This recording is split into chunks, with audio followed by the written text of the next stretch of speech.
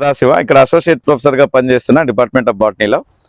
ఇప్పుడు మనం doctor Burgula Ramakrishna Rao government degree and PG కాలేజ్లో ఉన్న తెలంగాణ బొటానికల్ గార్డెన్లో ఉన్నాం. అందులోనూ క్యాక్టస్ హౌస్లో ఉన్నాం.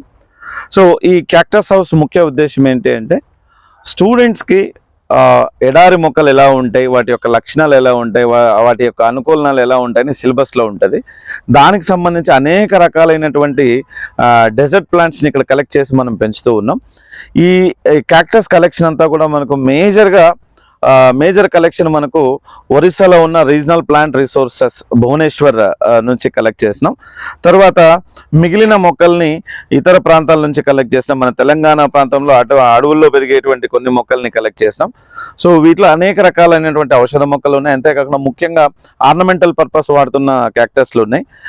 వీటితో పాటుగా క్యాక్టస్లతో పాటుగా ఇక్కడ సక్కులెంట్స్ పెట్టాం, సెమీ సక్కులెంట్స్ కూడా పెట్టేసాం. మనం ఇక్కడ చూడొచ్చు, మనం ఆర్నమెంటల్ పర్పస్ వాడేటువంటి adenium around 152 varieties of adenium మన దగ్గర ఉన్నాయి. అంటే colour variations, double petals, triple petals ఇలాగా ఉన్నాయి. కొన్ని నైట్ బ్లూమింగ్, డే బ్లూమింగ్ ఇలాగా ఉన్నాయి.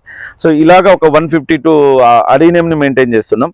తర్వాత మనం ఇక్కడ చూడొచ్చు, ఈ మొక్కని ఇక్కడ మనం చూస్తే సిరోపీజియా జెన్షియా అంటారు. సో ఇటీవల కాలంలో ఇది వీటి సంఖ్య బాగా తగ్గిపోయి మనకు కనుమరుగవుతున్న స్పీసీస్లో ఇదొకటి. ఈ స్పీసీస్ని తక్కువ కలెక్షన్ చేసుకొని మనము ఇక్కడ ఇసుకలో ఇలాగ పెట్టడం వల్ల దాని ఒరిజినల్ నేచర్కి పోయి హ్యాపీగా పెరుగుతూ ఉంది. సో ఫ్లవర్స్ కూడా బ్యూటిఫుల్ ఫ్లవర్స్ వస్తాయి. వీటికి కింద ట్యూబర్స్ ఉంటాయి. ఆ ట్యూబర్స్ని అనేక రకాల మెడిసిన్స్లో వాడుతూ ఉంటారు, సిరోపీజియా ట్యూబర్స్ అన్నిటినీ కూడా.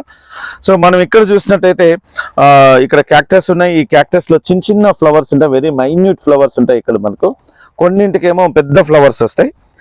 ఈ రకాల క్యాక్టస్ అన్ని విద్యార్థులకు చూపిస్తే వాళ్ళల్లో ఇంట్రెస్ట్ పెరిగి భవిష్యత్తులో వాళ్ళు కూడా మొక్కలు పెంచడానికి అనువుగా తయారవుతారు. అంతేకాకుండా మొక్కల మీద ప్రేమను మేము ఇక్కడ క్రియేట్ చేస్తున్నాం.